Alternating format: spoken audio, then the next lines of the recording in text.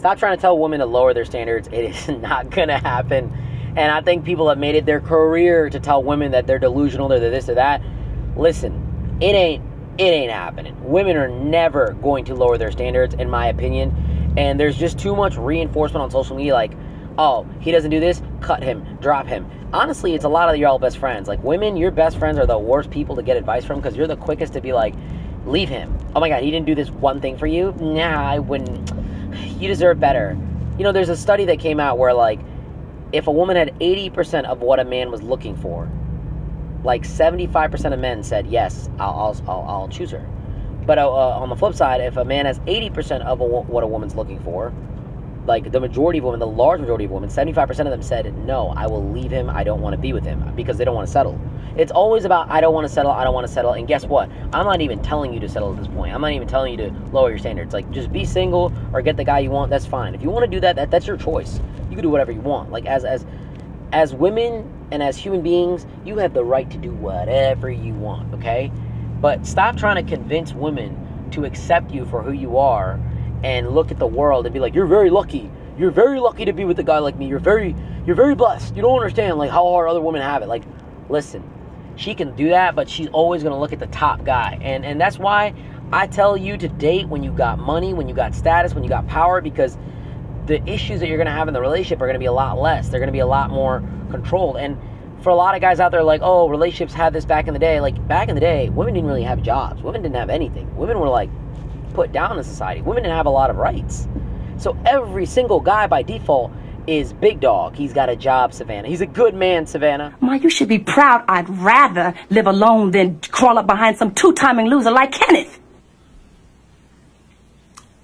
He's a good man, Savannah. A good man. He's just in a bad situation right now, and he's trying to get out of it. Mama, I tell you what, why don't you fucking marry him then? He's a good man, Savannah.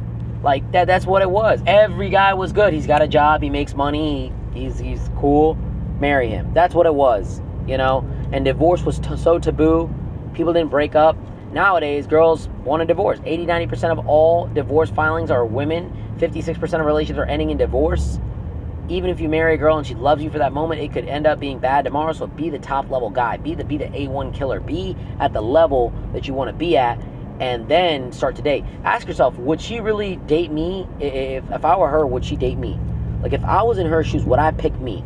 Okay, would I pick me as an individual? And I ask that question all the time. That's why, like, I don't talk to girls in Miami. You think I talk to girls out here in Miami like that? I absolutely do not. And people always ask me, like, why not, bro? It's so beautiful. Bro, because girls in Miami have seen everything. They've seen the yachts, they've seen the jets. I got the G-Wagon, I got a couple other cars. They have seen that all day. I am not special out here. I'm a regular, degular, schmegular guy out here in Miami. You know what I mean? In another city, maybe. I'm a little cooler. I got a little bit more going on. But to be honest, out here in Miami, every single guy plays on a different level. And I just don't have those yachts and jets. You go out to the clubs, there's people with $10,000 sections, $20,000 sections, buying $3,000 bottles. I'm not doing that, dude. Financially irresponsible, okay? Not very good for your brown boy over here. I just can't. The math is not mathing, okay? So the bottom line is, I'm competing with billionaires. I'm competing with guys that got really, really, really large amounts of money, and I'm just not going to do that, because if I talk to a girl that's been in a jet, been in a yacht, been with the XYZ person, I'm going to have to accommodate her lifestyle and live up to the standard that she's created in her head, and I'm not going to want her to settle. I want her to look at me as like the best guy she's ever been with and the best person that she's ever going to be able to really attain. And that's just not the case here with a lot of the girls out here in Miami. They have seen it, they have been around it, they have done it, they have engaged in it, and they've been with a lot of guys. And listen, I mean this with a lot of love and respect. I never want to hold a girl back from her opportunities and her lifestyle. Dating a guy like me, I don't want her on a yacht with a bunch of dudes. I don't want her, flying around the country and taking vacations with random old guys and doing this, that, and the third. And personally, a lot of those girls have those opportunities, and I want to restrict that. Whereas another girl that doesn't live in Miami may not have those opportunities. Like, there's not yachts out every day, boating events every day. So I want to play in a position to where I'm in power, I'm in control, I have leverage, I have strength, I have authority, and I'm in a better position because I'm doing better.